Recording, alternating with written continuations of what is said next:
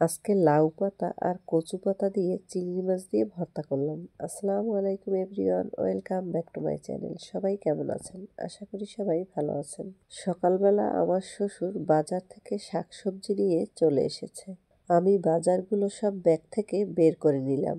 সকালের নাস্তার জন্য এখানে আলু ভর্তা করে রেখে একটা প্লেটে লাউ পাতা আর কচু পাতা সিদ্ধ করে নিয়েছি।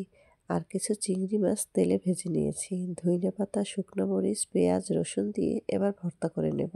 অল্প কয়টা লাউ পাতা ছিল, তাই ভাবলাম সাথে 2টা কচু পাতা দিয়ে ভর্তা করে নেই। হয়ে গেল আমার লাউ পাতা আর কচু পাতার ভর্তা।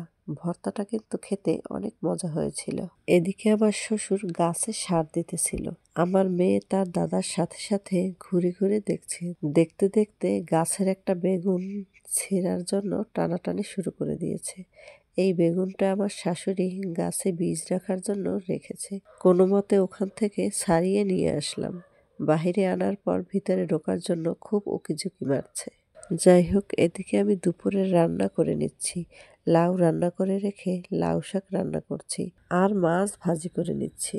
এদিকে আমাদের নাতনির ঠান্ডা লেগেছে, গায়ে হালকা হালকা জ্বরও এসেছে, তাই নাতনিকে নিয়ে শহরে যাচ্ছে আমার যা আর নাতনির মা।